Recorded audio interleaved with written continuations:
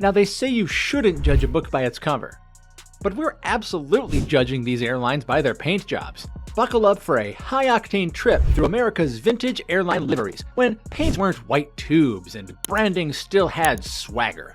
These 10 liveries didn't just fly, they flashed. Number 10. Mesa Airlines Desert Sun Charm.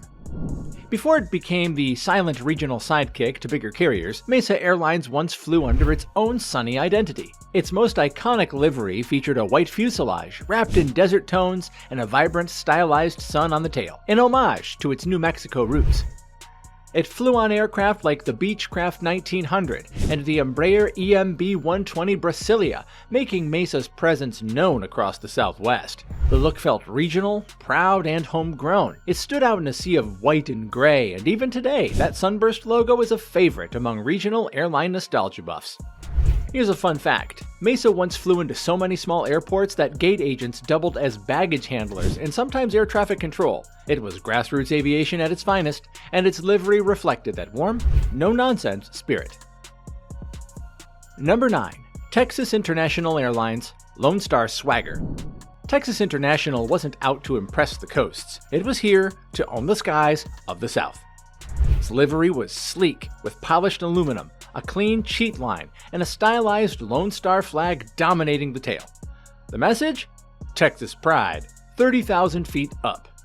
Originally called Trans-Texas Airways, or jokingly Treetop Airlines, it carried passengers across the Gulf states with Convairs and DC-9s. The 1982 merger with Continental Airlines marked its end, but its legacy includes pioneering discount interline fares and hiring one of the earliest all-female cockpit crews in the US. The branding was unapologetically regional, and aviation nerds still celebrate it as a precursor to today's bold, low-cost carrier personalities.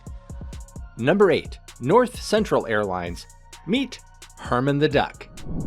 Yes, a duck, but not just any duck. Herman, a jaunty mallard painted on the tail, wearing a scarf and waddling into aviation history.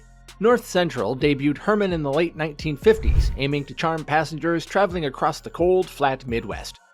It worked. While Delta had widgets and United had tulips, North Central had an adorable duck. By the 1970s, Herman became so iconic that children's coloring books and in-flight napkins featured him. Herman survived mergers into Republic and later Northwest, and even made surprise cameo appearances on anniversary flights decades later. Not many mascots can say that. Quirky? Oh yeah, definitely. But in the age of sterile airline branding, Herman still waddles tall. Number 7. People Express. Budget branding at its best.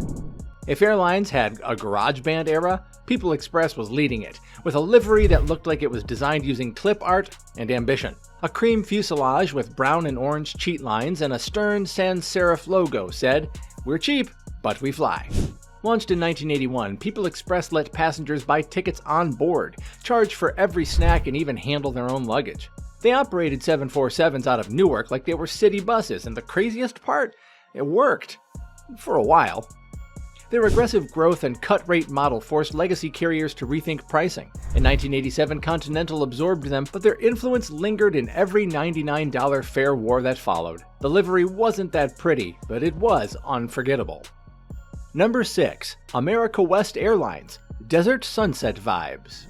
America West wasn't afraid of color. Their original livery featured deep burgundy and desert orange cheat lines, with bold, angular graphics on the tail. It screamed Arizona. And that was the point. Headquartered in Phoenix, the airline embraced its identity with custom interior fabrics inspired by desert motifs and cabin crew uniforms that wouldn't be out of place at a Santa Fe art fair. Their fleet included 737-300s and 757s, decked out in what looked like Southwest Art Deco.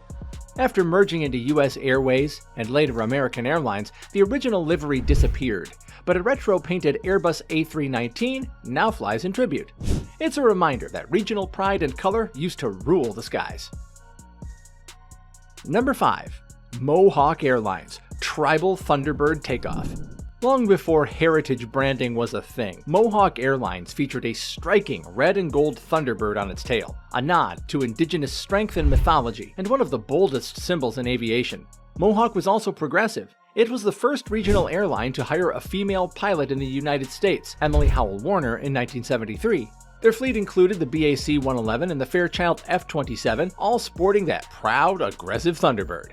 After being absorbed into Allegheny Airlines, eventually US Airways, the bird vanished, but aviation historians often point to Mohawk's bold design and forward-thinking culture as decades ahead of its time. Number 4. Frontier Airlines, the original. Saul Bass did it again.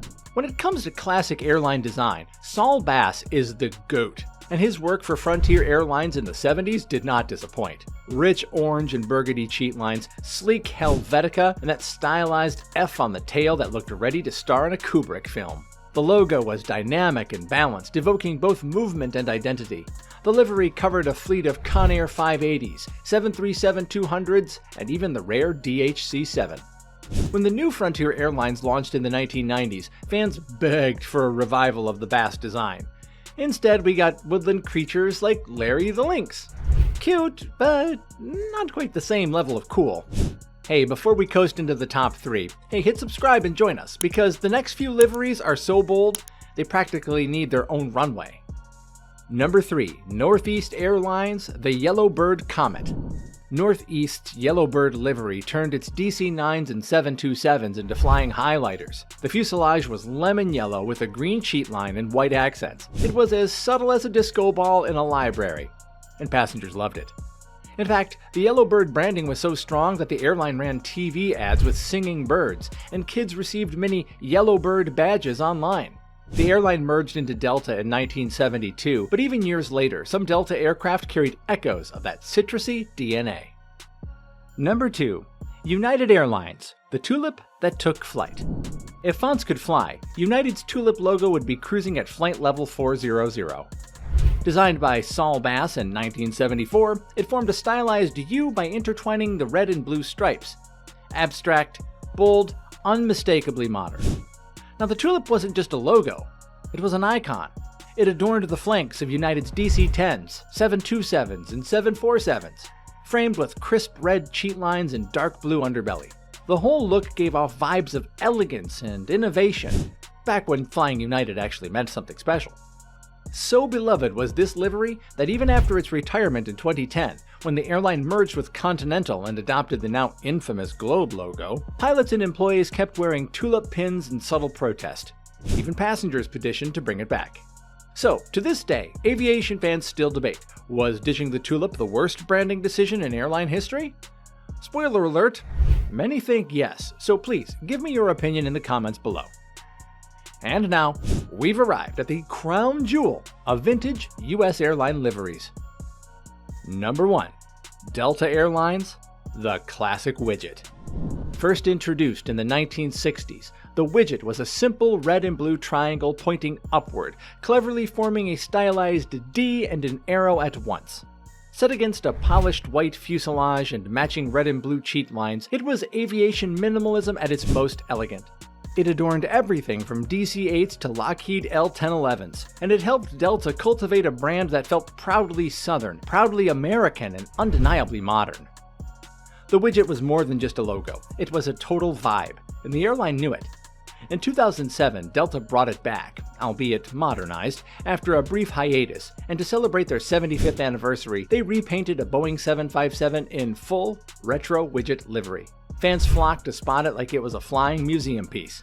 Delta even had Widget Wednesdays on social media, where employees and fans shared photos and throwbacks. Some say you can still hear it whispering through the halls of the Atlanta airport, "We'll never go gray." Because when it comes to American airline design, nothing flew quite like the widget.